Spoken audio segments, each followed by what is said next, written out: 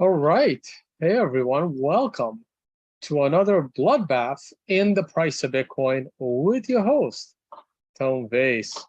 We're going to get to the charts in a second. I am still in Costa Rica. You can hear it from the rain behind me because it's been raining all day, every day since I got here because I decided to come here during rainy season. But I'll definitely be back. I did a bunch of hiking today. I should probably post pictures on my Instagram. I will. Really cool. Went to an awesome waterfall. Went to see a volcano.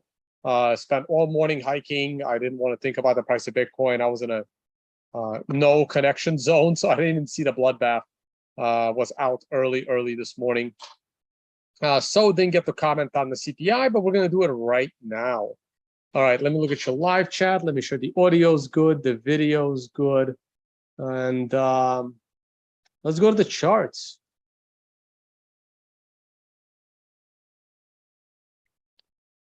People want to hear my thoughts about Russia and their powerful army.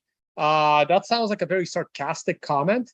And Russia does have a powerful army, which they have not actually even used yet.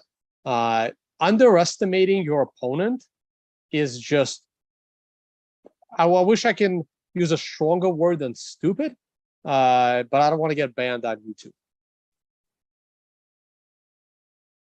The shirt needs a ship. Yeah, maybe. All right, let's go to the charts. No one has seen the power of the Russian military yet. Not Ukraine, not the United States. They've seen one glimpse of the strength of the Russian military. They sent one hypersonic missile into West Ukraine. So you saw like a fraction of a percent of the power of Russian military. And you saw it with the missile that the United States doesn't even have. So you can continue to make fun of it, or you can actually do some research and take it more seriously, that if the United States goes to war with Russia, there is a high probability that you will also die, which is why you don't really want a confrontation with Russia. You kind of want to make them friend instead of an enemy. But the United States has taken a different road.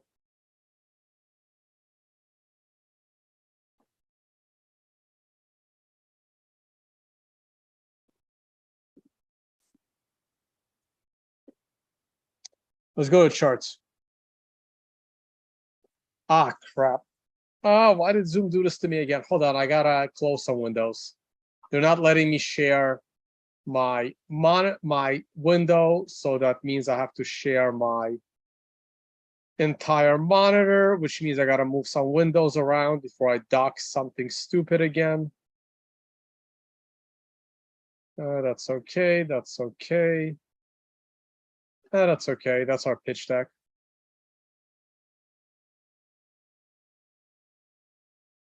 All right, let's do it.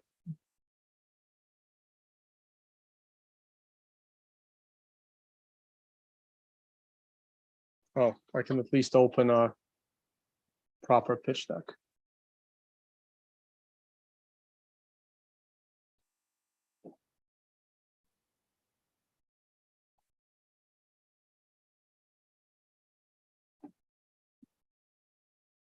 All right, let's go to the charts.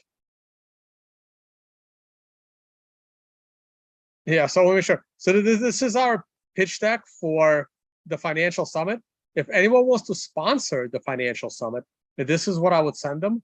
So if you do have a credible company, and I will glance at the company, and if we accept that company as a sponsor, this would be the pitch deck you get, and then it has a bunch of numbers. So I'm not going to scroll further, but it's a pitch deck for potential sponsors of the financial summit. Now we can go to the charts. Okay, here's the monthly chart. I continue to anticipate the current month's candle to be the ultimate buying opportunity in this bear market.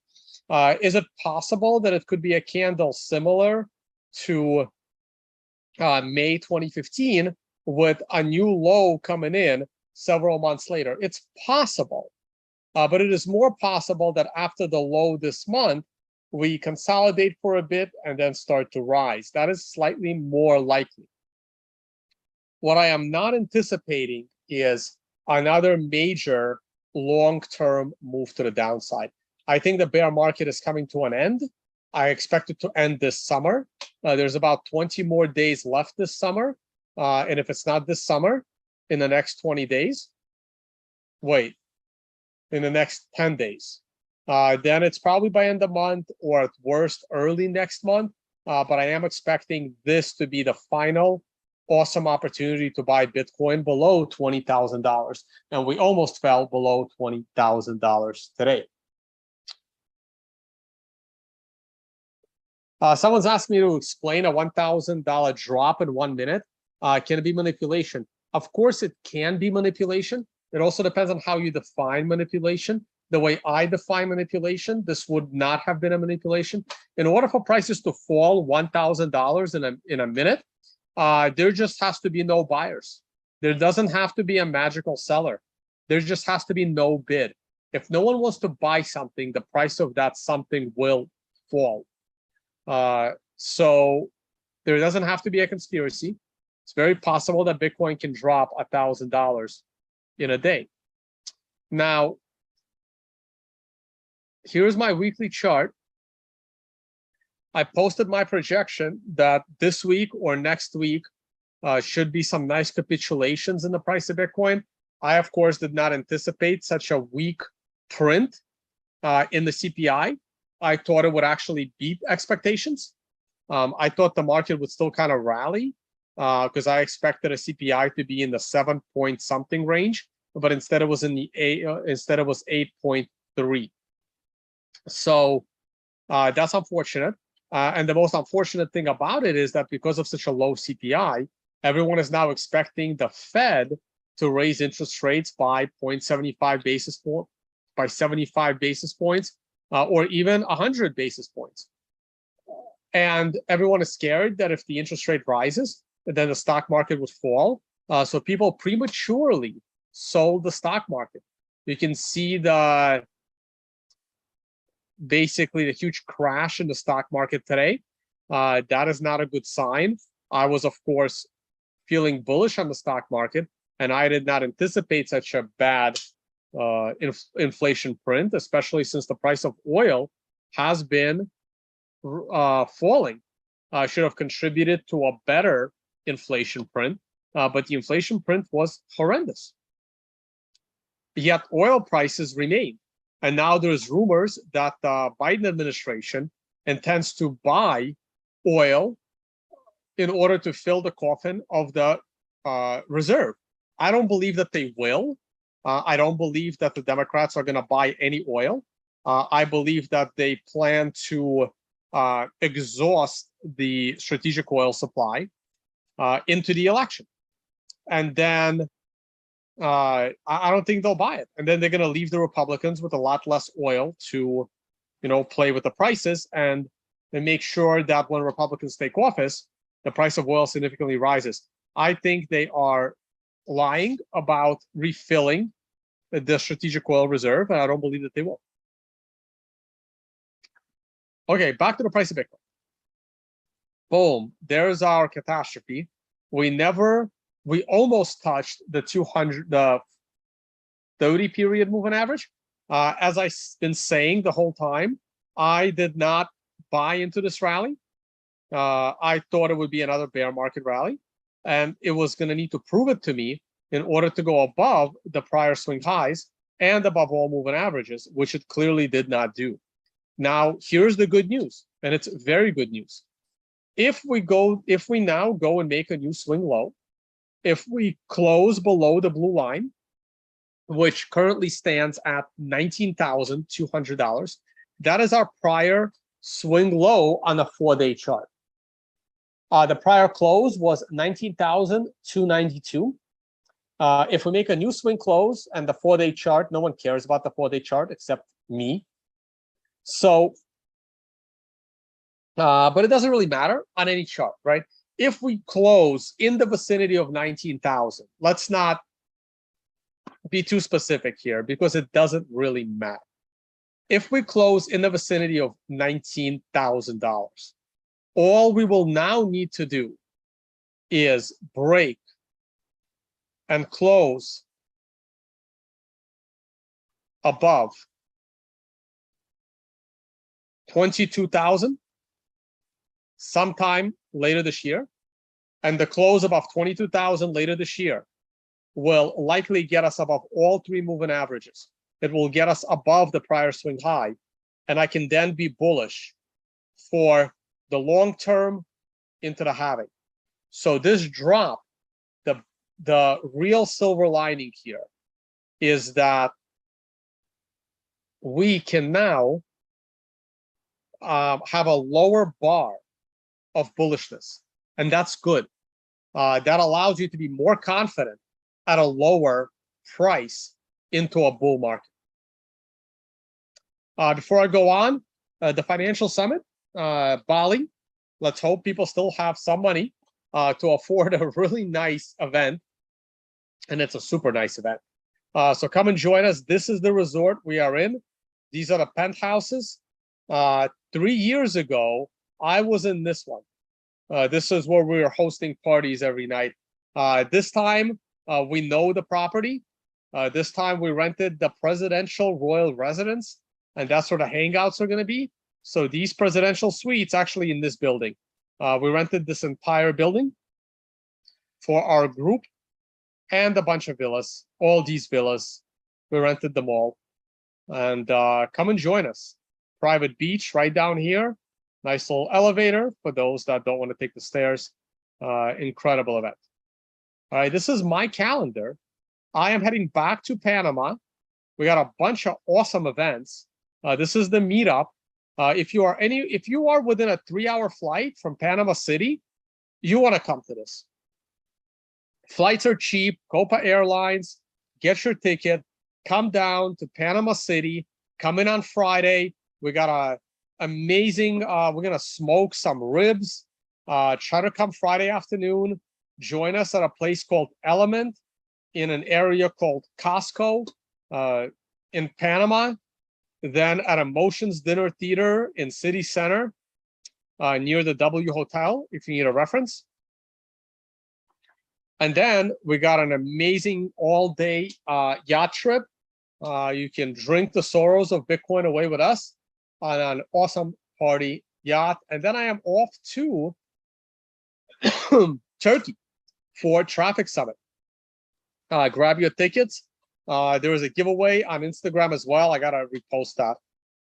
And after that, I will be off to Kazakhstan. Oh, man, I haven't put Kazakhstan up. I'm in Kazakhstan over here, and then Dubai, and then, of course, Bali. And after Bali, I'm going to hit up Singapore and Thailand. Unfortunately, I'll be missing Pacific Bitcoin because I'm in Asia. I can't go from Asia to California and then El Salvador, obviously, for advancing Bitcoin, and then back to Dubai. It's too much logistics. It's unreasonably expensive. And no one pays for Tone's flights but Tone. And I just can't go from Asia to the Americas to go back to Asia, well, Middle East. Too challenging, guys. Follow us on Instagram, follow us on YouTube, and follow us on Twitter. Well, this is my Twitter. Oh man, the Hodo Luna trial, I can never pronounce it properly, has started. This is an awesome video where Craig Wright admits he's not Satoshi. I posted that years ago, and if you haven't seen this, it's a gem. Let me play it for you now. Oh, where's my audio? Hold on. Oh, where's my audio? Oh, got it. And if you haven't seen this, it's a gem. Let me play it. Hold on. In some of my work. Just said Satoshi. All right, check this out. I'll put the mic up. Still has my thesis. All right, later, right. The university still has my thesis from 2008.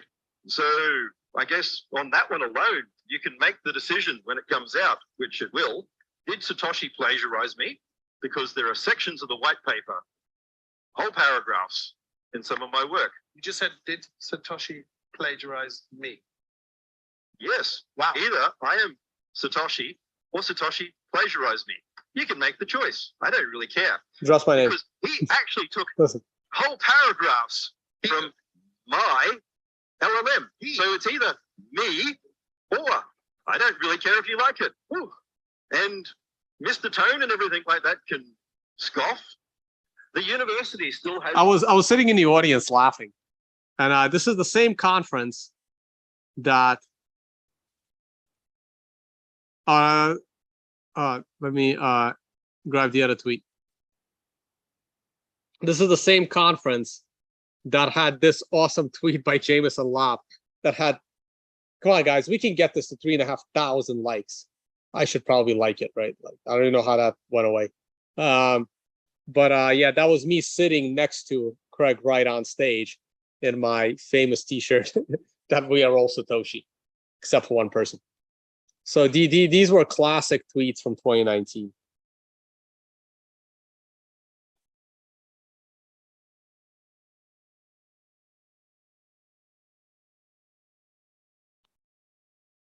Yeah, we should go take a look and see what the Ethereum clown world is up to in the charts. Oh, and one of the reasons I'm coming back to Panama is because I want to be one of the first people to walk through one of these. And but that's a private event. So you have to be a potential buyer of one of these things, or be friends with the CEO like Tom Vays in order to go and check one of these bad boys out in action. So they have one of these installed off the coast of Panama. It's their prototype, livable prototype, and I'm gonna go check this out. Super cool. Can't wait to see it.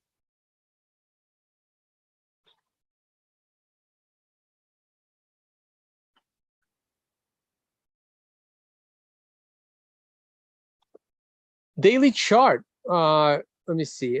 Yep. So I kind of expected us to pull back from this area. I've stated it several times in my last few videos that I did not trust this rally. At best, it was up too far too fast. We are now smack in the middle of this channel. We overshot. We can undershoot and then rebound back into the channel. This is still possible, though I would be, I honestly would not expect us to double bottom. So realistically, I would want this to be more like that. Like another catastrophe tomorrow, the low being made at the end of September. So something like this. But I don't want to cheat because now it looks like I'm, making it perfectly. But you guys get the idea, right? I'm going to keep moving this thing around. I'm going to remove it anyway. So it's not like I'm going to say in the future, oh, I called this perfectly, right? But something like this, we overshot the channel. We should undershoot the channel. And if we're lucky, the bottom will come in at 16.5 and not say 12.5.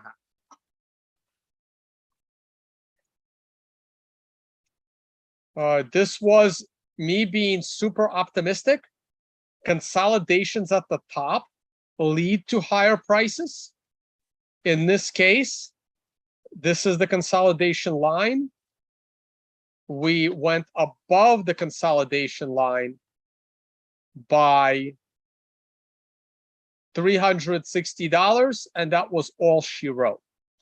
Okay, what people need to understand, and this is so critical, this drop, while it is grossly obvious, this drop is because of, hey, moderators, I have my Telegram open, so feel free to drop any questions in there. I see like a long question that I don't want to read from Luke T. So just throw it in there. Oh, you already did. Cool. Or that was a different question. Anyway, throw them in there. I'll try to get them. I have the Telegram open. So, and thank you for moderating. I see Gary. I see Mel. That's all I see. Thank you, guys. And Gary, shout out. Thanks for helping us record Unconfiscatable and making those videos. Really appreciate your work. We will be speaking again very soon. So, look, it's grossly obvious that this happened right after the CPI announcement. Bitcoin couldn't, like the price of Bitcoin, couldn't give two shits about what the interest rate is. They are completely uncorrelated. The inflation rate and the interest rate that the Fed is going to raise, they are completely irrelevant to the price of Bitcoin. They are uncorrelated to the price of Bitcoin.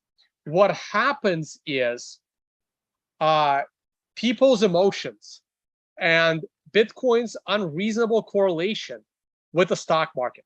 And that correlation is going to end. Okay? Interest rates don't matter. They don't matter to Bitcoin. Bitcoin rises and falls based on speculation. The Fed can raise the interest rate to 10%. And when it's time for Bitcoin to rise, because all the hodlers have dollar cost averaged and all the speculators have capitulated, Bitcoin will rise, and it will rise with a vengeance. And the interest rate will not matter. It does not matter. I believe that the interest rate also matters minimally to the S&P 500. When the government bond market collapses and implodes, I believe money has to go somewhere. I don't believe in an everything bubble. I don't believe that everything is in a bubble. I believe that some things are in a bubble at different times. And I believe that the government bond bubble will implode and the government will collapse and the stock market will rise and then the stock market will collapse.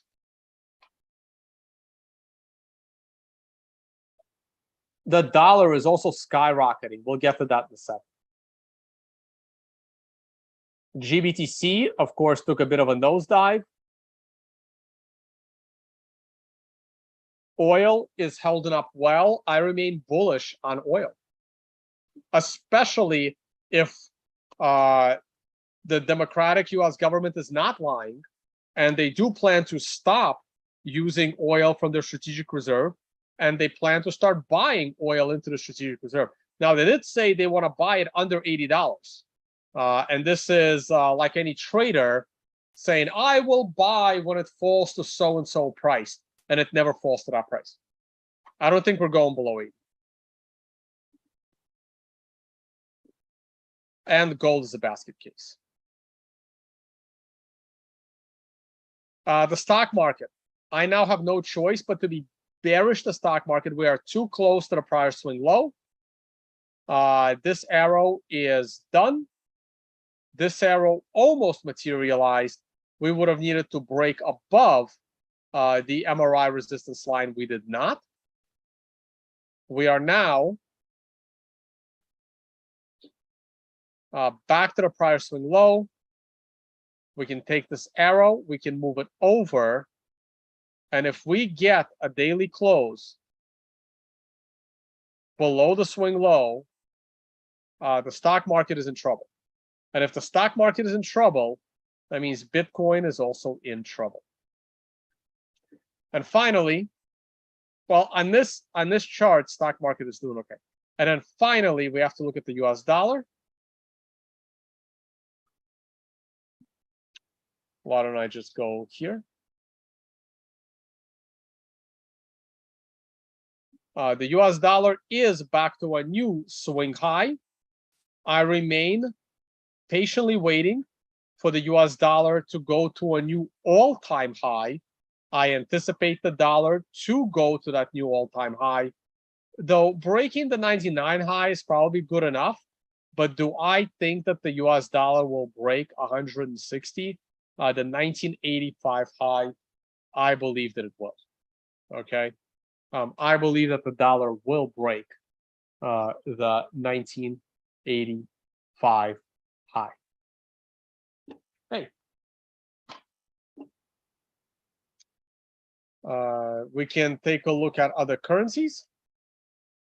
You guys know I like to pay attention to the euro and watch it go down below parity. And you saw that right here. We're back below parity. That is the parity line, and we are now below it. I also like to pay attention to the Russian ruble, which also devalued a little bit against the US dollar today. But Russia is being pushed back by Ukraine. It's a very interesting situation what's going on in Ukraine versus Russia military conflict. I believe it is about to escalate in a very nasty way, and it's not going to end well for Ukrainians. It's going to end badly. That's my personal opinion. And a lot of people don't like my opinion when I say that 99% of all the decisions being made in the Russian-Ukrainian conflict only lead to more dead Ukrainians, and people don't like hearing that, so too bad.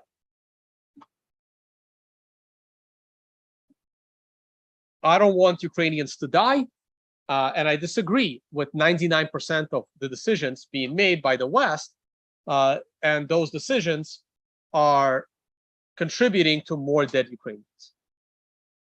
Russians are the ones killing those Ukrainians, but it's the decisions of the West that are leading to more dead Ukrainians. So, and those that agree with the decisions of the West, in my view, are responsible for more dead Ukrainians.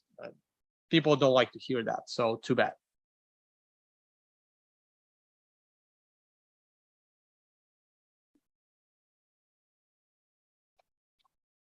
All right, I can get to your questions. We'll open up the price of Bitcoin. Daily chart. Let me send this to the back. Send to back so that it's not in the way. There it is.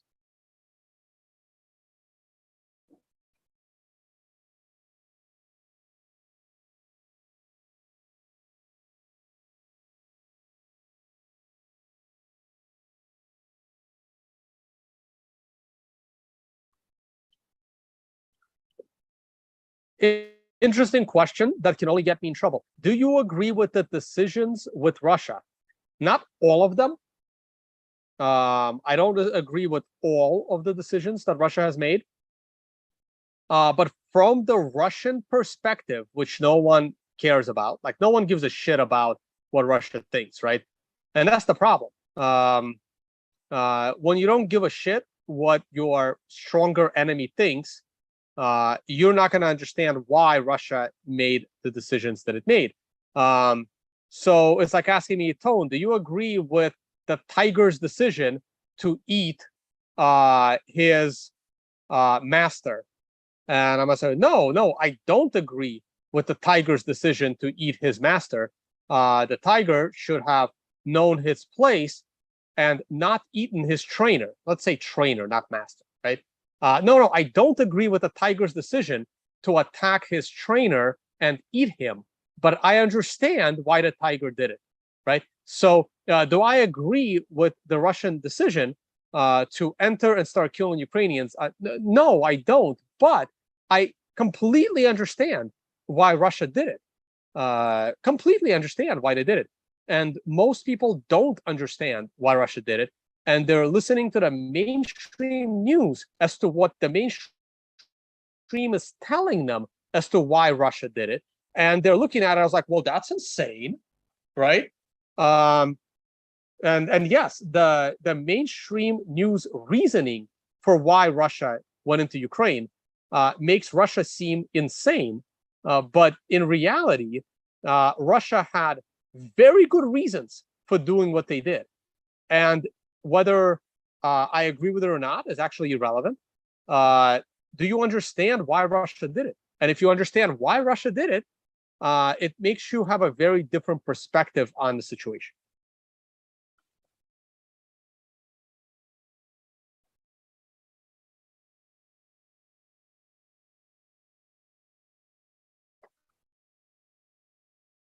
Why do you think Russia invaded Ukraine? Well, the number one reason as to why Russia invaded Ukraine was because they didn't want a NATO army on their border. Ukraine had the largest NATO trained army. Ukraine has been wanting to be part of NATO. The West and NATO helped overthrow a democratically elected Ukrainian government in late 2013. Ukraine has been, in the weeks leading up to Russia's invasion of Ukraine, the Ukrainian high-level officials stated that they were interested in acquiring nuclear weapons, something that Russia was not going to allow. The Vice President of the United States stated that they are welcoming Ukraine into NATO. In the weeks leading up to the invasion, the Ukrainian senior leadership and the United States senior leadership, and if you state, "Oh, it's just Kamala Harris, no one listens to her," then you lost, because she's still the vice president of the United States, the second most powerful person in America, and the most powerful person in America. We all know it's a senile senior citizen, but that doesn't matter, right? Then don't elect these people, right? When you elect Kamala Harris, and Kamala Harris publicly states that we are welcoming Ukraine into NATO 2 days before Russia invades, that should matter. Okay, it mattered to Russia. From the Russian perspective, if you elect buffoons to be in charge of your country, and those buffoons state something as fact, they are going to assume it's fact, because the leadership of Russia is not stupid. They are actually very smart, educated people. So they took it as serious threats. That's the primary reason, probably 60% of the reason. The next 30% of the reason is the civil war in Donbass. After the overthrow of Yanukovych in late 2013, and the installation of a US puppet-controlled government in 2014, the eastern part of Ukraine declared independence. Crimea was taken by Russia and became Russia. And the east part, the Donbass, which is Lugansk and Donetsk, declared their independence. And there has been a civil war going on in that region for 8 years. And Russia has been supporting that effort by Donetsk to be independent. Now, that's the high scope. Of course, lots of stuff is in the middle of that. And the east region of Russia is the east region of Ukraine is predominantly Russian speaking. It's definitely more Russian culture than Ukrainian culture. And they, that part of the country basically elected the prior president that got overthrown. And once Yanukovych got overthrown, that region no longer had a voice. The Ukrainian government started to ban the Russian language. And that part of the country felt that they were an endangered species in Ukraine, and they wanted independence, and Russia was supporting that independence effort, which led to a war. And it is very likely that there was going to be a big push by the Ukrainian military to end this conflict once and for all in early March. And Russia decided to step in with their military to prevent a full-out Ukrainian victory over Donbass region. So you can disagree with the reasoning of Russia, right? But that's the you can disagree with the reasoning, but that's the reason, right?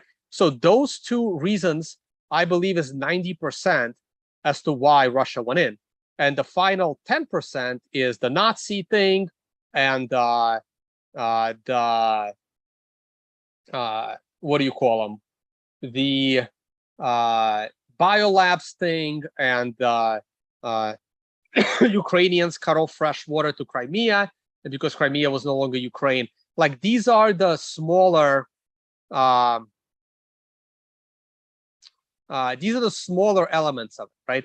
But it's 60% NATO, 30% Donbass, maybe 5% Nazi denazification, and 5% biolabs and fresh water. There's also a whole a natural gas angle to it. Go Google the Leviathan oil gas field in the Mediterranean. Wow, I don't need a glass of water. So yeah.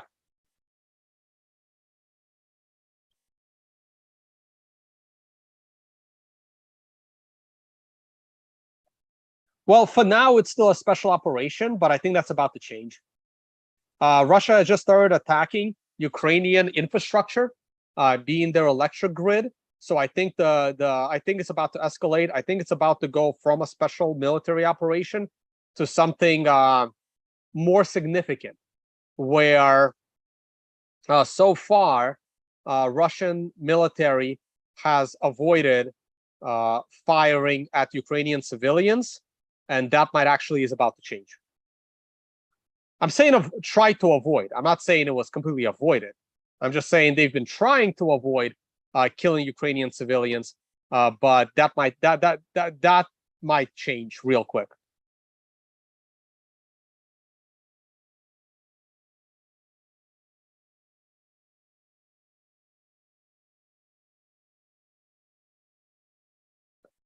No, there was a strategic reason as to why they went directly into Kiev with like what 5,000-10,000 troops, because there was a 3% chance that there was enough Russian supporters in Kiev to overthrow Zelensky's government. If those 5,000 to 10,000 troops could have had enough support in Kiev to overthrow Zelensky right then and there in the first week of February, then there would not have been bloodshed.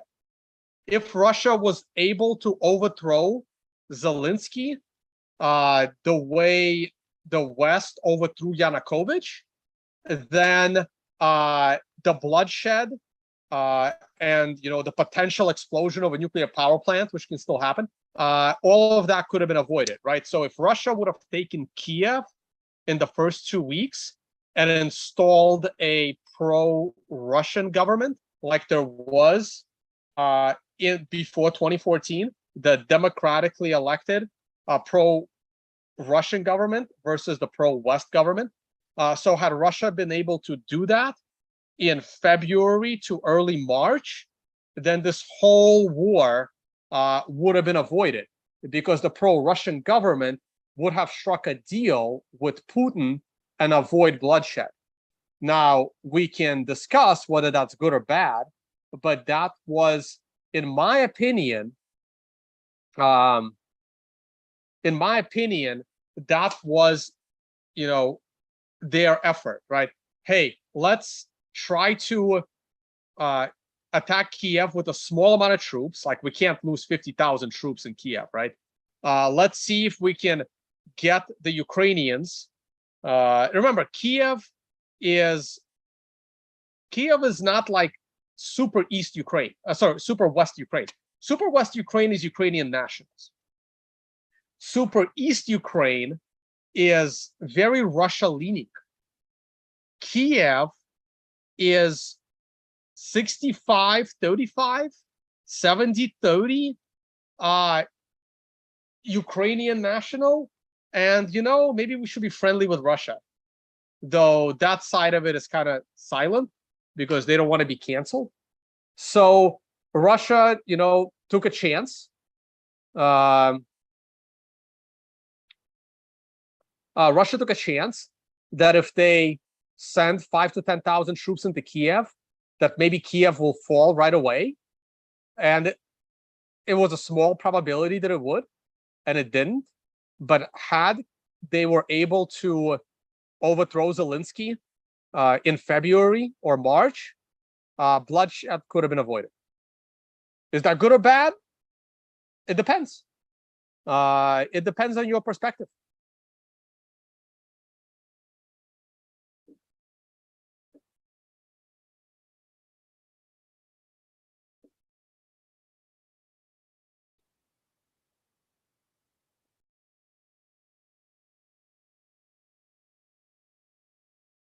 Putin is probably one of either the smartest or in the top 3 smartest leaders in the world.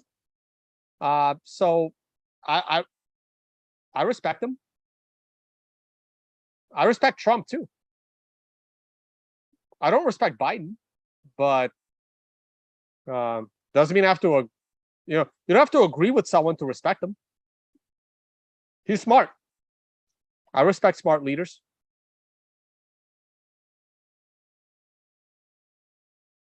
I don't respect Zelensky.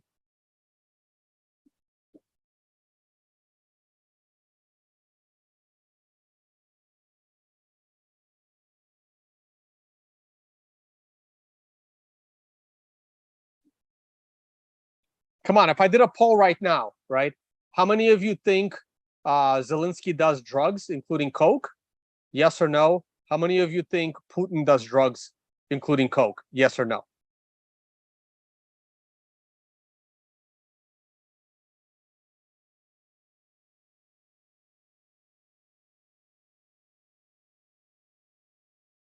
I don't have any plans for Australia. I'm sorry. I lost a lot of respect for Australia and New Zealand and Canada. I just, I would need to see a complete overthrow of your government and replaced with a more proper government in order for me to come back to Australia. Like, there has to be a complete overhaul of your government.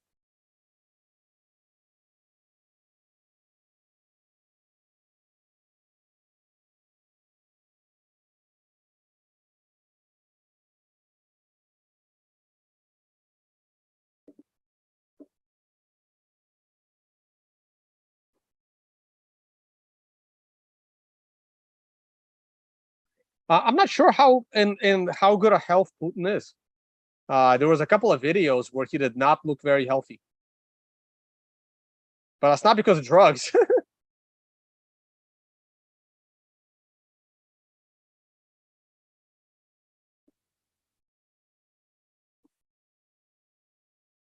All right, let me get to your questions. Let's see what we got here.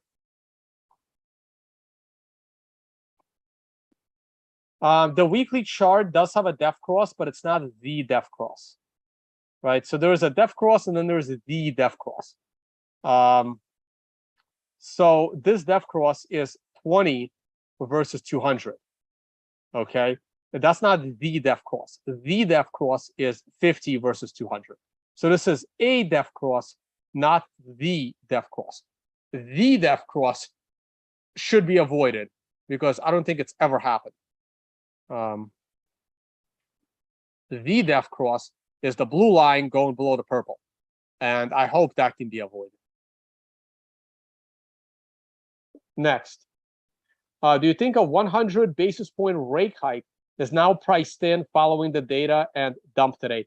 No, I still think it's 75, but it's 75 guaranteed. I don't think they're gonna. I don't think they're gonna go 100 basis points. Question: how do you think the cycle differs from the previous cycle in Bitcoin market structure? I think this has been the most nasty bear market we've had, only because it faked out a new swing high, and that fake out on a new swing high just made this bear market significantly worse. And now we're looking at this double bottom, and I don't believe in double bottoms, and I still think capitulation's coming. This is just a nasty bear market because of this. And if this never happened, if this rebound never happened, then we probably would have just gone down, probably would have gotten to the same price. We would have gotten to it sooner, would have gotten to it early this year. And right now, we would probably be rising amongst all this bad economic news. But instead, we got this fake out, and it's just been an evil grind. Tone, how do you think that? Oh, that's the side. I already answered that. The Bitcoin derivatives enabled them to cut the top off? No, I don't think so. I don't think Bitcoin derivatives had all that much to do with it. I think this would have happened the same way with and without derivatives.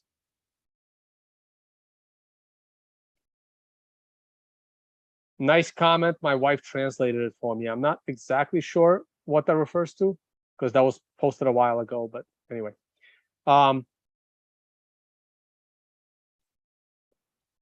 Bitcoin and the S&P both showing 3-line strikes. Oh, I'm on battery power, but I have a portable battery as well. So let me plug this in. Once my battery dies, we'll end the video.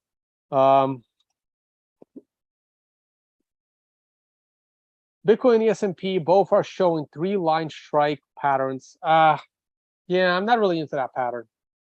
Isn't that a really bad signal?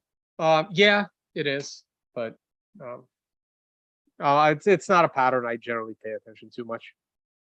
What do you think of Michael Berry's play on the GEO private prison stock? I don't really pay attention to what Michael Berry does. I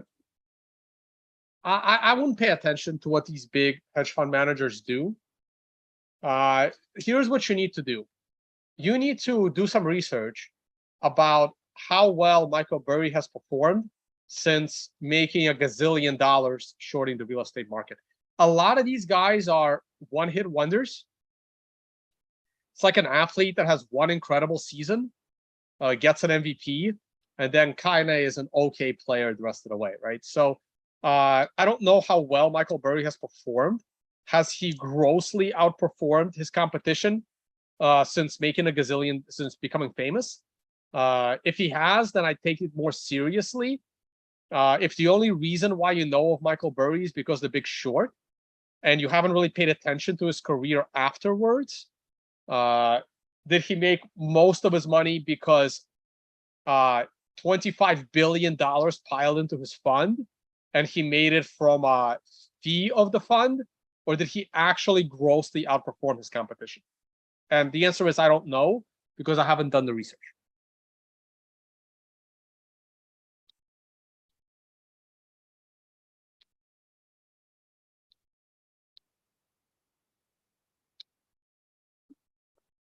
So how much hate did I get for my comments on Russia versus Ukraine? What do I think about Italy's situation? You got to be more specific. I think every European country is completely screwed. They are really screwed. If your country is using the euro, you are screwed. I'm waiting for, I think the next big geopolitical moves, like earthquake-style geopolitical moves, this decade. I think Turkey is going to leave NATO and make a deal with Russia and the BRICS. I think that a country like Hungary will cut its ties with the European Union. I think that maybe Serbia as well. I think that the euro is going to break up. And when it does, some countries will benefit, some will not. So I'm not sure what you mean about, I mean, Italy isn't happy about the Russian sanctions. Italy is about to, get rid of their prime minister or whatever they call their supreme leader of the Italians. And we'll see where it goes.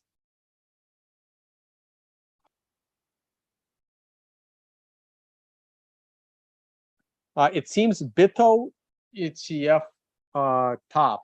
Which one is the BITO ETF? Let me see.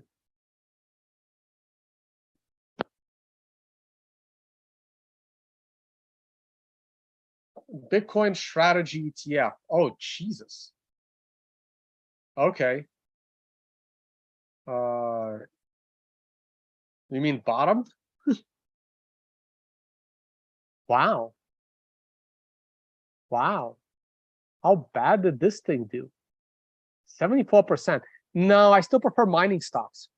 How's our friend Bitfarms doing?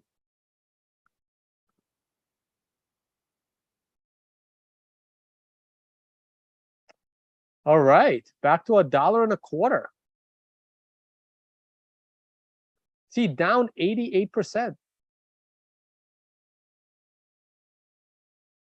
I mean, if we cherry pick the minute of the top of the high, and we cherry pick the minute of the low, 89%. I think that's a raw, and that's a weekly scale, right? So I would use the weekly closing high, and I would use the weekly closing low, and that is an 87% drop. So when Bitcoin rises, I still like this line as the ultimate support.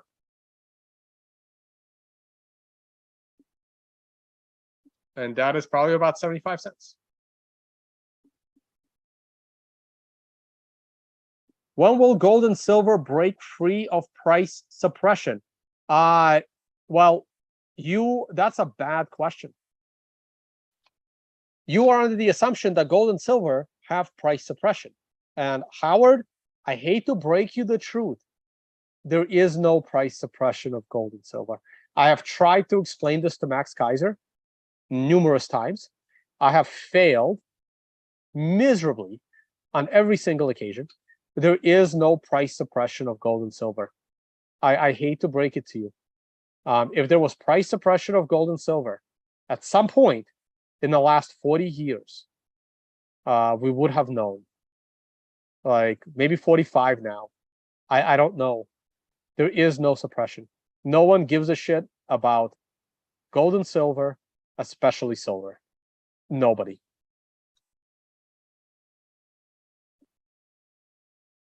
Maybe that will change. Maybe one day humans will give a shit about gold again. Silver never. But other than, in your cell phone or whatever. Maybe it'll be silverware again. But maybe one day people will start giving a shit about gold. But right now they don't. They really couldn't care less. Go watch those YouTube videos where you walk up to random millennials on the street and say, would you rather have a chocolate bar or a bar of gold? And they all took the chocolate bar. Nobody gives a shit about gold.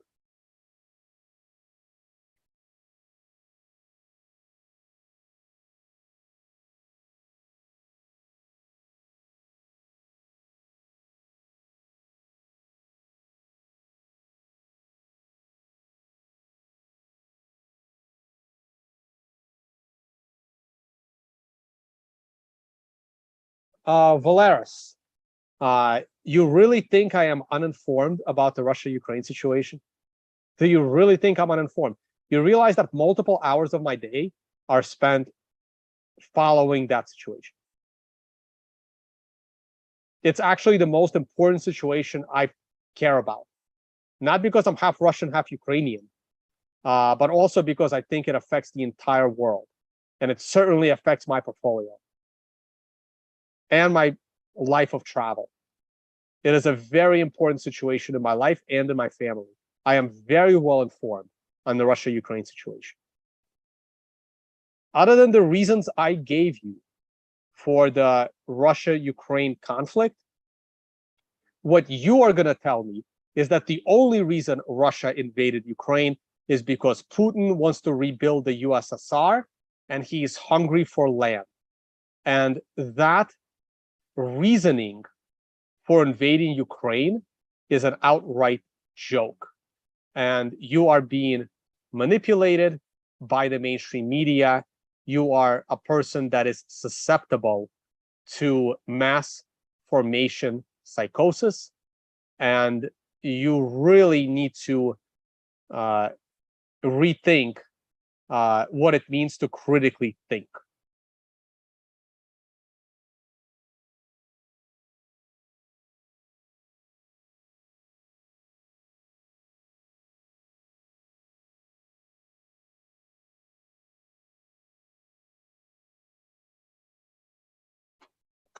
I will admit that the military summary YouTube channel is pretty biased towards Russia. It doesn't mean that he's wrong. Okay, I love the military summary channel. I think it's great, but clearly he is pro-Russia. But I still watch it. And even though he's pro-Russia, he is mostly using the pro-Ukrainian maps. So he's giving the Ukraine the benefit of the doubt. But he does lean towards Russia in his assessments.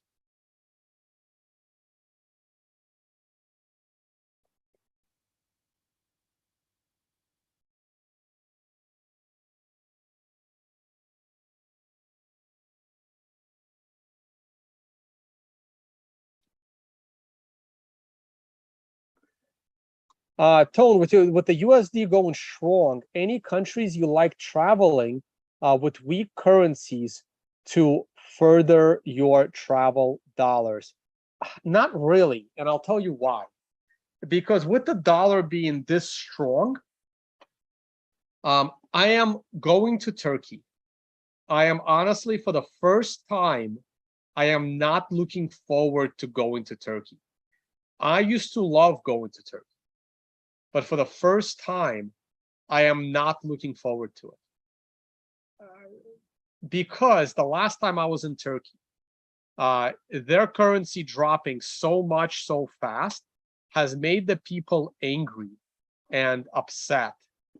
And Turkey was not a very enjoyable place like it was in years past. People have gone on edge. So while it's generally nice to go to a country and feel a lot wealthier because your currency has appreciated and their currency has depreciated, right now, it's not an enjoyable experience. I'm curious if Kazakhstan has its own currency. I actually don't know. I'm sure it does. There it is, Kazakhstan, Tenj. I've never been to Kazakhstan. So this was probably when the war started. Yep. So the Kazakhstan currency went into borderline hyperinflation. I'm not sure why. Maybe people thought that Russia invaded Ukraine, they're going to invade Kazakhstan. But Russia has a very good relationship with Kazakhstan. They have no reason to invade Kazakhstan. In fact, Russia helped the prevention of a Western government overthrow in Kazakhstan, the way Russia helped the prevention of a Western overthrow in Belarus. So Russia helped stabilize Kazakhstan. Now you can say that this overthrow should have happened and Kazakhstan should have eliminated their pro-Russia leadership. And that's a position that's perfectly valid position to take. But Russia helped prevent that overthrow, and the Kazakhstan currency is slowly devaluing against the US dollar. And we'll see how far dollars go there. I am looking forward to going to Kazakhstan.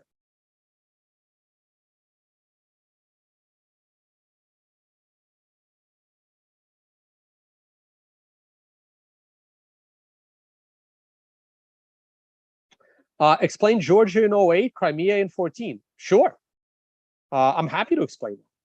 So at the time, I didn't understand the 08 Georgia conflict. I didn't understand it. And now I understand it way better.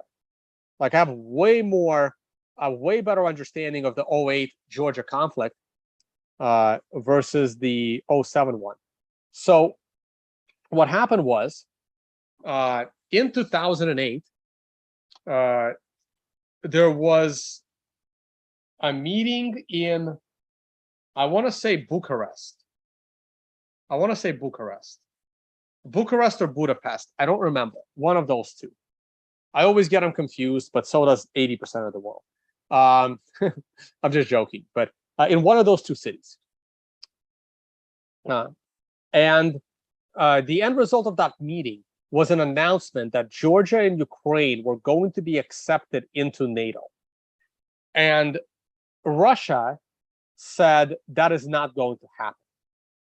So Russia could have started a military conflict with Ukraine in order to prove to the world that it was unacceptable for Ukraine and Georgia to enter NATO. Now, we can debate whether Russia has the right, or whether Russia has the privilege, or whether Russia has the superiority to tell Georgia and Ukraine what to do. That is a completely debatable position. Perfectly debatable position, right? Whether Russia has the superiority to tell Georgia and Ukraine what to do. At the end of the day, America tells Canada what to do, and America tells Mexico what to do. And America will not allow Chinese nuclear weapons pointed at Washington, D.C., in, say, Toronto and Montreal, nor would they allow Chinese nuclear weapons in, Tijuana, pointed at Nancy Pelosi's home in San Francisco, right? That's not going to happen. So Russia will tell Mexico and Canada what they can and can't do from their military alliances. And Russia said Ukraine and Georgia are not going to join NATO. That's it. And in order to really make it clear to the world that this is not going to happen, Russia decided not to send any military into Ukraine because the Ukrainian government at the time was pro-Russia. The president was a pro-Russian president. I believe it was already Yanukovych, but I'm not sure. We can Google who the president of Ukraine was. Oh crap! My computer might die any second, guys. I'm at 22%. Okay, and I'm speaking kind of slow. So, president of Ukraine. We can look at who the president was. List of presidents. Who was the president in 2008 when the whole thing went down, right? So Viktor Yanukovych. Viktor Yanukovych again, right? So Yanukovych was president. Yanukovych is, a pro-Russia, pro-East, pro-Russia president. Yanukovych's Russian was better than his Ukrainian. So Russia did not want to have bad relations with Yanukovych because he was on good terms. So Russia decided to show their show of force with Georgia. And they annihilated the Georgia military real quick. And that wasn't much of a fight. And Russia took a bunch of Georgian territory. I love Georgia. Georgia, by the way, is my top 3 favorite countries. No one is going to say that I am anti-Georgia. I love Georgia. It's one of my favorite countries to go to. Absolutely love it. Like, I would retire in Georgia if I didn't fear that Russia would one day take it over. And now my property becomes, like, who knows what happens to my property, right? I love Georgia. Incredible country. Everyone should go there on vacation. But the Georgian government is honestly being idiots, just like the Ukrainian government. And they put themselves in a position to be invaded by Russia and get a bunch of Georgians killed. I don't know why Russia invaded Georgia in 92 to 93. I didn't read about that. Like, I have no idea. I'm not going to comment on something I know nothing about. Okay.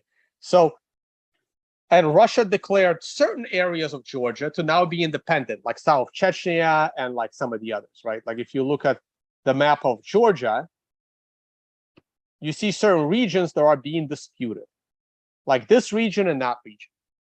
Like, I'm not exactly sure what's going on here. I also know that Russia is expanding these regions. Like, if you are a neighbor of Russia, look, if you're a neighbor of Russia, you have 2 options. You can either be friends and on good terms with Russia, or you can get your entire country annihilated. Ukraine and Georgia have taken a strategic position that we want to fight a gorilla with a stick. So here we are. And here we are.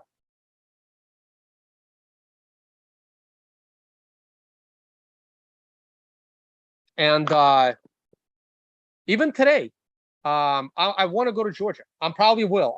Well, when I'm in after Turkey or after Kazakhstan or like somewhere here, I'm going to go to Georgia. Like I want to go back to Georgia before I can't go there. Right? I love Georgia. I like Ukraine too. I've been to Ukraine a dozen times in the last, like pre-COVID, like in the last 5 years. I loved going to Ukraine. But the Ukrainian government has literally led Ukraine to their slaughter.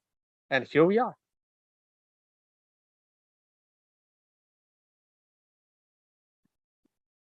Russia won't take Georgia because of Turkey. Turkey doesn't give a shit about Georgia.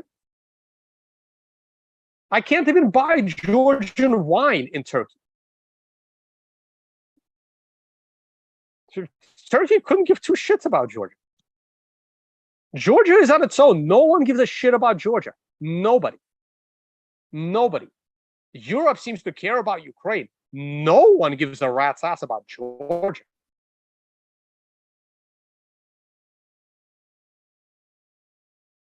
Turkey-Azerbaijan pipeline goes through Georgia. That's fine. Turkey is on good relations with Russia. The pipeline will just go through Russia if Russia decides to take over Georgia. That doesn't matter at all. No one gives a shit about Georgia, guys. Georgia is on its own. And if Georgia ain't careful, there'll be no Georgia. Yeah, Russia isn't going to mess with Turkish pipeline. Russia is doing everything it can to get Turkey to dump NATO and join Russia. Why would Russia endanger? They're not going to endanger the pipeline. I mean, if Russia decides to take over Georgia, that pipeline from Azerbaijan to Georgia will be the #1 thing they protect. Why would they mess with that pipeline? They'll even offer Turkey a better deal because Russia is on good terms with Azerbaijan. Russia can probably negotiate cheaper gas through that pipeline.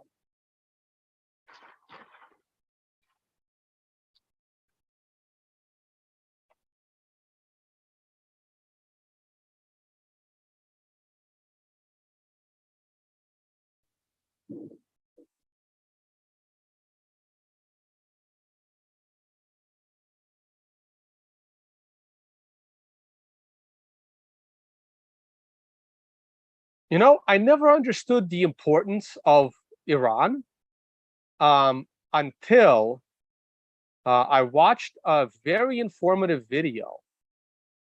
This is a bad map. I need a Google map. I mean, just a bad map to see what I'm about to say. My battery is about to die in a second. I just have to go to a Google map.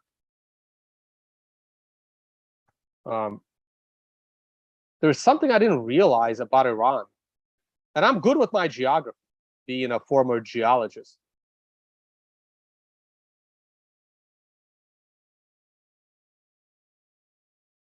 So there is a serious strategic importance to Iran. Iran is the only country that has access to both the Persian Gulf and the Arabian Sea on the south and the Caspian Lake. This should be a lake. And the Caspian Lake in the north. It's the only country with access to both. So when maritime goods, say from India, travel into the ports in Iran, they can easily move by rail into the Caspian Lake. And from there, again, by ship, it can go to Russia, Azerbaijan, and it's a very strategic location. So Russia can easily and cheaply import products from China and India through Iran. Just look at the borders. No other country has this access. If Iran is not on Russia's side, then Russia has a problem acquiring Indian imports. But through Iran, they have no problem at all, because Russia is on the Caspian Sea. It's a very critical geopolitical component. No, there's no need to read about mass formations of coasts. Just watch it. There's an awesome video. I like the animated version. So if we go to YouTube, right? I really like the one from After School. After School. I think it's called After School. Mass formation. Let's try that. This one. It wasn't made by After School. They just animated it. It's this. It's this video here from Academy of Ideas, the one with 1.3 million views. This one has more views because it's just cooler to watch. This is a must-watch video. I think it's still in all of my video descriptions. You have to watch this to understand how you're being brainwashed.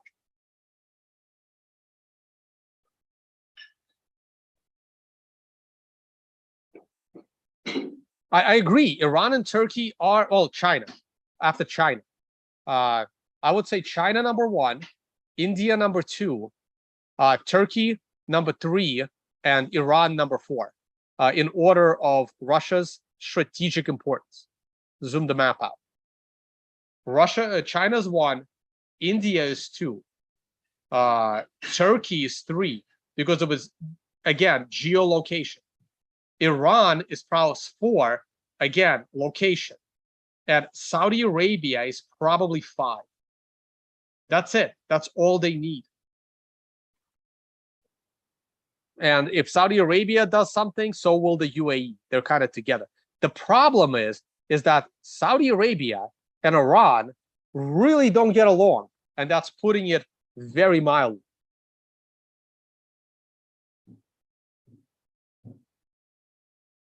Syria is also of huge strategic importance. And again, if you want to know why Syria is of strategic importance, and even saying the following words can get this channel banned. The Leviathan gas field. I will say no more, but the Leviathan gas field is right here below Cyprus.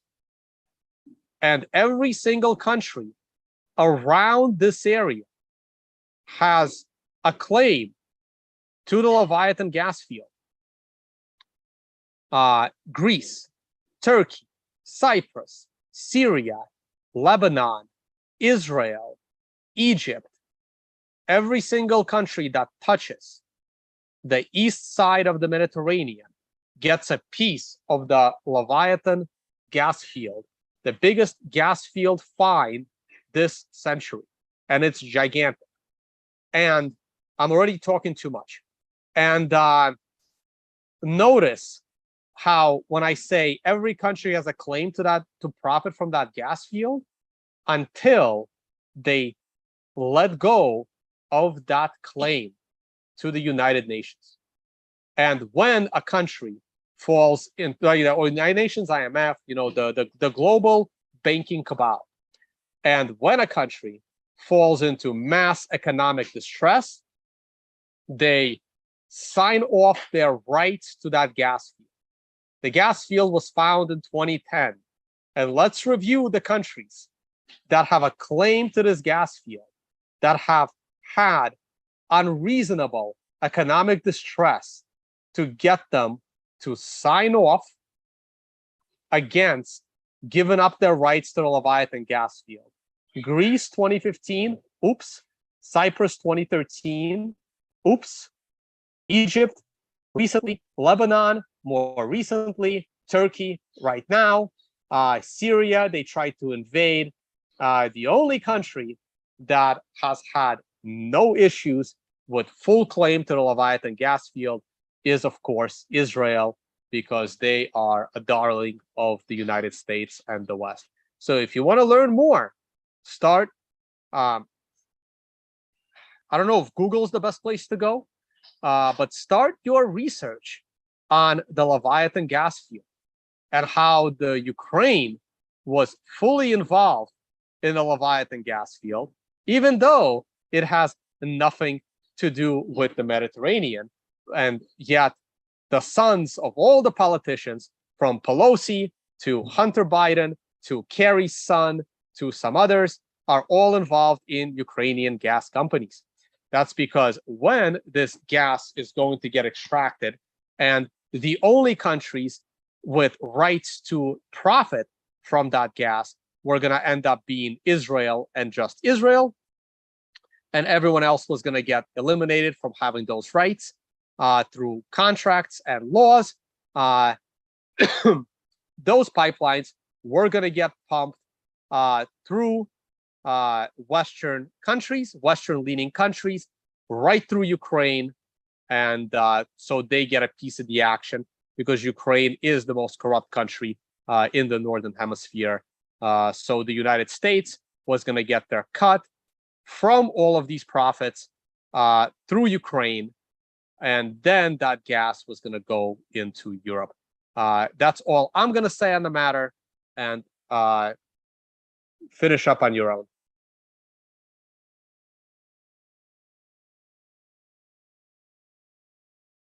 All right, my camera is doing something weird.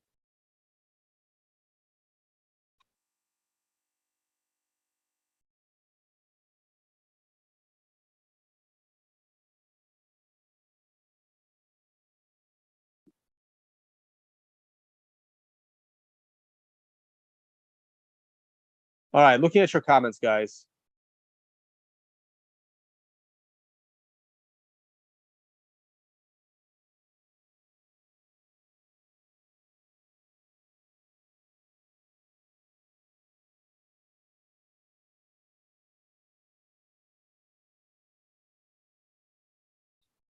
Well, the Leviathan gas field is probably one of the reasons Russia went in to support Syria.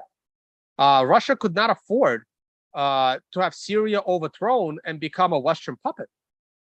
They already destroyed Lebanon. They destroyed Egypt. Like, if you ask me which country I almost never want to go back to again, the answer would be Egypt. Egypt is, they've destroyed Egypt. The economy in Egypt has turned Egypt into a shithole, unfortunately. I've been to Egypt. I've been to all these places. I went all the way down to Abu Simbel. I've been here. Incredible place. I think I've been here. I have pictures here, right here. Such an incredible place. Okay. Not where it was originally built. They moved it to here because they decided to build that stupid dam. But anyway, I'm not going to get into the and flood it. I'm not even going to get into the geology of Egypt. But anyway, I've been all through this area, and honestly, I would love to go back to Egypt. Well, I haven't been here actually, and I haven't been there, but I've been all down the Nile. I did all of this, every single one of these green things. I did all of this in 3 days. I went from here to here in 3 days, and then back. That was like a speed round of seeing Egypt, and they destroyed Egypt. They gutted Greece. They gutted Cyprus, Lebanon, everything, and it all has to do with the Leviathan gas field.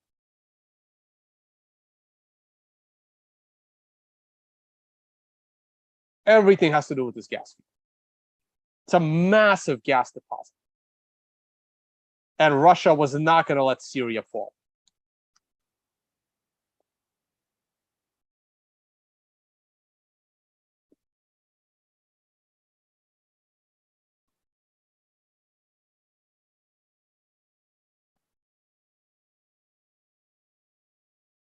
This isn't conspiracy theory, guys. This is obvious.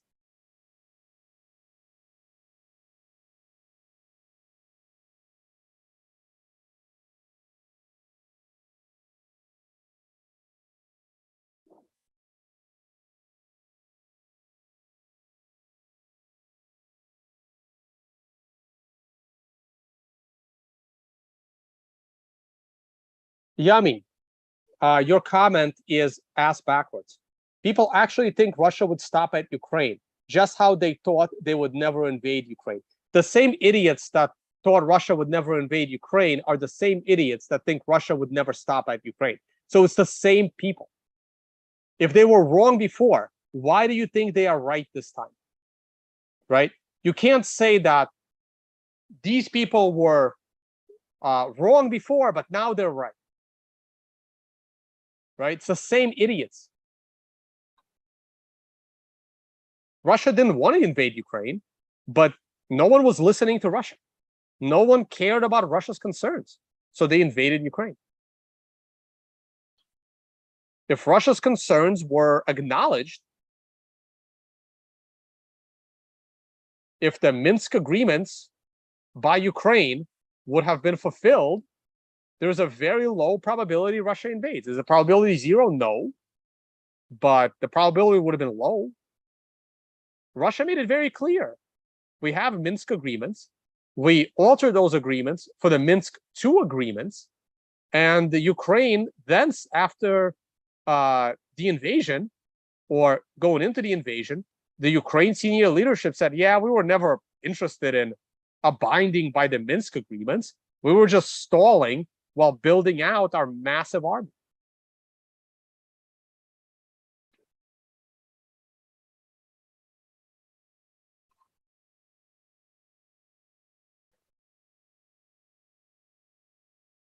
Yeah, I mean, just again, even Wikipedia has information on the Leviathan gas field. How am I doing on my battery? 17%, not good. Let's go. Leviathan gas field. I don't know how to spell Leviathan. Leviathan. Like the mythical creature. Gas field. I mean, you can look it up. It's right here. Like the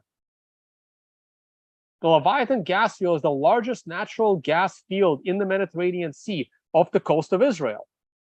It is massive. It's one of the and it was discovered in 2010, so it's not like it's that historic. In July 2010, Noble Energy announced the seismic studies indicated there's a 50% chance of Leviathan gas field containing natural gas, with the potential revenue size being 16 trillion cubic feet. I mean, it's a gigantic gas field. Plus 600 million barrels of oil? No, it's got to be more than that. It's massive. And then look at the countries that have a claim to the gas field. There should be a list of countries somewhere.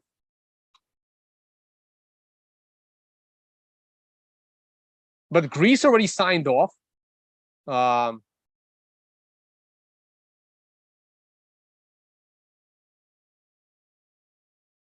Yeah, look. On the 9th, in 2015, Russia actually made a deal to get a piece of it. Oh, the US didn't like that. Oh, they didn't like that at all.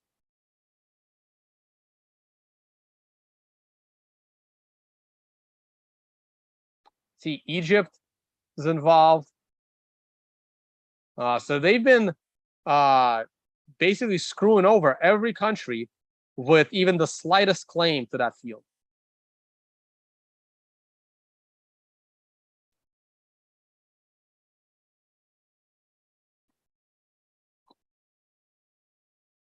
Yeah, I mean, Wikipedia is not going to tell you the truth. You really gotta start digging.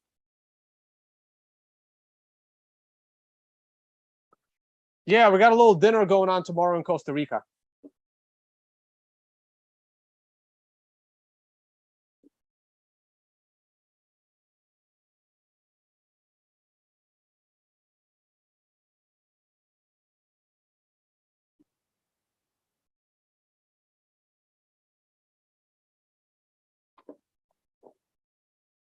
All right, how's Bitcoin doing?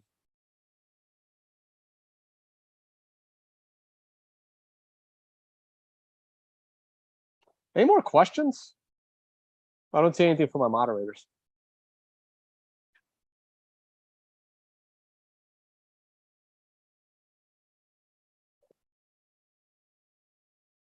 Well, like saying Canada would beat USA. Well, if Canada was being supplied by Chinese weapons, they'll put up a fight, right? I mean, or Mexico, right? Like if Mexico or Canada were being fully supplied by the Chinese, full Chinese weapons, right? Canadian military will put up a fight. Mexican military will put up a fight. I think Mexican military and police are probably has seen more action than the U.S. with all the drug cartels that they have to deal with. Canada will put up a fight, right? Because like the U.S. can't nuke Canada because of wind patterns, right? So again, let's go to our friend wind patterns, right? If Canada, well, more likely Mexico than Canada, right? Like can't. Let's look at wind patterns, right? Like let's say Canada. So the U.S. can't nuke Canada because the wind comes down from Canada into the U.S. So you can't have a nuclear war with Canada because U.S. nukes Canada, northern, like people in New York will, like all the wind right here. See, it's coming in from the arc, from the North Pole. It's going right here, right through Toronto, and right into New York. Okay, so you're not gonna have a nuclear war, so you gotta have a conventional war. And if Chinese military starts supplying Canada, remember China has 1.3 billion people. U.S. has 300 million people, right? Canada can put up a good fight. Say China sends them 3 million people. It's a blimp, right? Like China wouldn't even notice 3 million people gone. And they send a 3 million people army with all their weapons to help Canadians fight against Americans. It's not going to be easy. It's not going to be easy.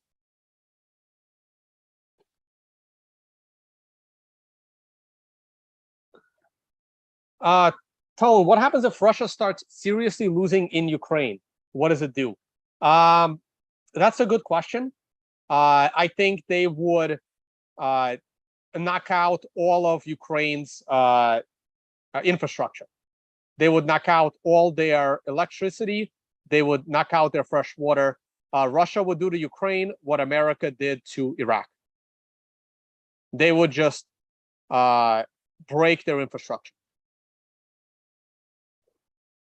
Oh, Bitcoin, Ethereum. We forgot about that.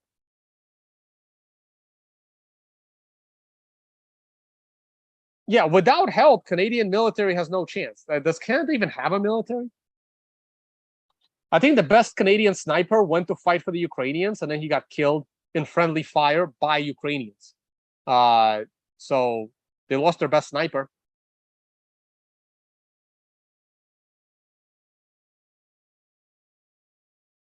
I hate that term, friendly fire.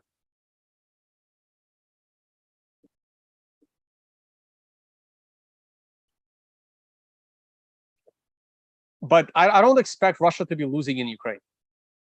They've left the north. They will concentrate on the south. Russia doesn't need the north. It's of very little strategic importance for them. If Ukraine seriously starts attacking Russia, then they will, just start knocking out its infrastructure completely, or just blow up Kiev. So Ukraine, I don't think is that dumb to attack Russia on Russian soil. And this area is of a lot less strategic importance than the south. It's a lot more important for Russia to capture Odessa than it is for Russia to capture Kharkiv. It's the south is of way more strategic importance, and protecting the Donbass region is of #1 priority because that was the reason they went in. So their #1 priority is to defend Donbass. That's Donetsk down here in the red, and Luhansk. I can't even pronounce it. up here in the north side. Their second priority is to secure the south. And they'll probably end up taking Mykolaiv and Odessa, unless Ukraine comes to the negotiating table. Right, my computer is literally about to die. So I do need to take a look at Ethereum and then Tesla. Maybe Tesla first, because I care more about Tesla.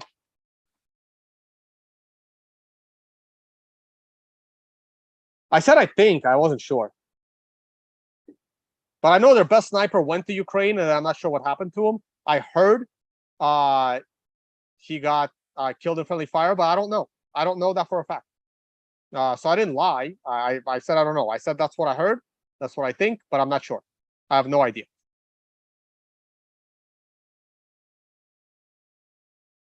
Right. The West said it also. Like, I heard it from both sides, but I don't know. And it doesn't really matter. If someone can confirm one way or another, but like I don't really know. I even said that's what I heard.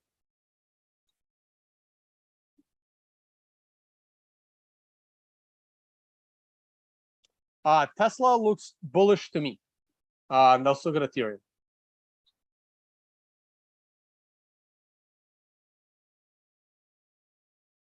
I don't pay attention to these little details, whether the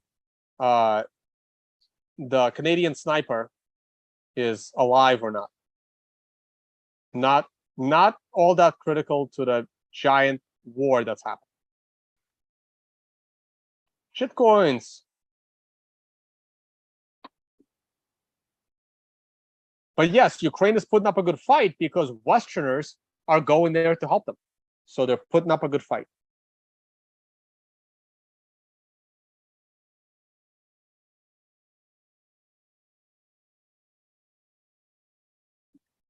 There is absolutely no evidence that Russia wants USSR back. There is literally zero. The only two countries Russia has been aggressive with their military against are Georgia and Ukraine, both countries with NATO intentions and hatred for Russia. They're not aggressing against Azerbaijan. They're not aggressing against Kazakhstan. They're not aggressing against Belarus. And if Russia was in a stronger position in 2004, they would have probably prevented Estonia, Latvia, and Lithuania from becoming NATO nations. But Russia was so weak economically and militarily in 2004 after the 1999 financial collapse, 1998 financial collapse, that in 2004, there wasn't anything Russia can do about Latvia, Lithuania, and Estonia joining NATO. And they corrected that problem in 2008 when two more countries on their border decided to do the same, and Russia said no. And if Estonia, Latvia, and Lithuania decided to do what they did, 4 to 8 years later, then they did it.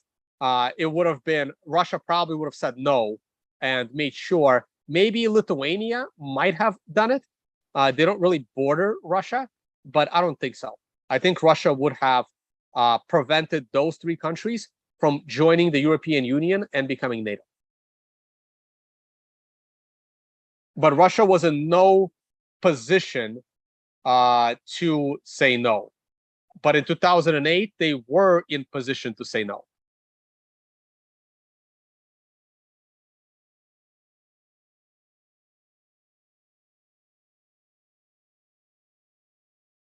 And you have to understand that.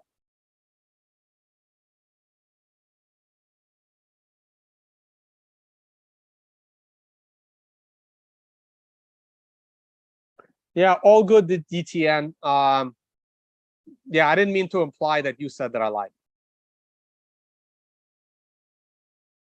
Yeah, battery's about to die. Ethereum's bullish. I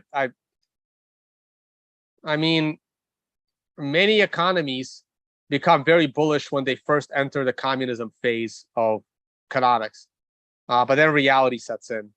So, and Ethereum can stay bullish for a while because once the merge happens, then they have less new Ethereum coming into existence. So we'll see what happens. The chart's bullish versus Bitcoin.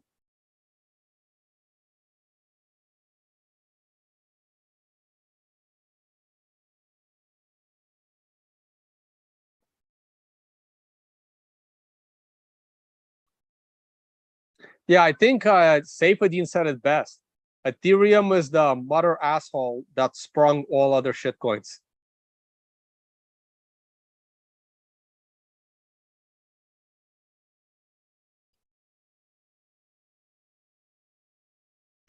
So it is very difficult to get information on the Leviathan gas field, guys. Some of the stuff that I've read are a little too conspiratorial for me to share because I'm going to look crazy. So I just gave you the bird's eye view of the situation, but trying to get to the details of it, I leave that to your own devices.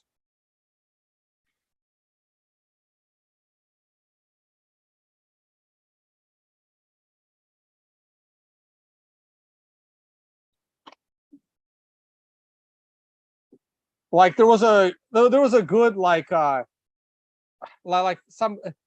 video. Like a guy was like reading a letter about the Leviathan gas field, but the person he was reading it from, that person like, I'm writing you this letter because I'm being followed. They try to chase me with an SUV. It's like the information was great, but the ending to the video is like a James Bond movie, and I'm like, I don't know about this.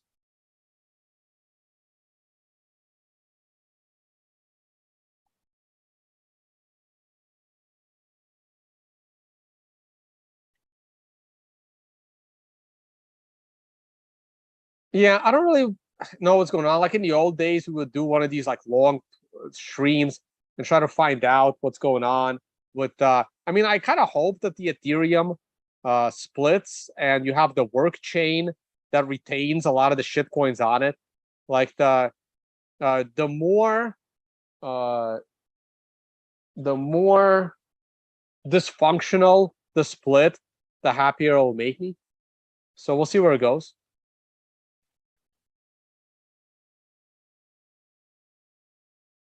Let's go to the hourly chart of Bitcoin. Oh, did I just close that chart? I did close that chart. Control-Shift-T, my favorite buttons. Brings back a closed tab. Control-Shift-T. If you're on a Mac, God help you.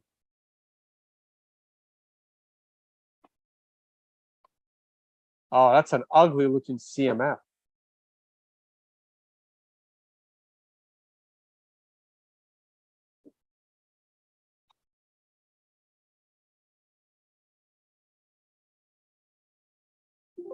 All right, we're done.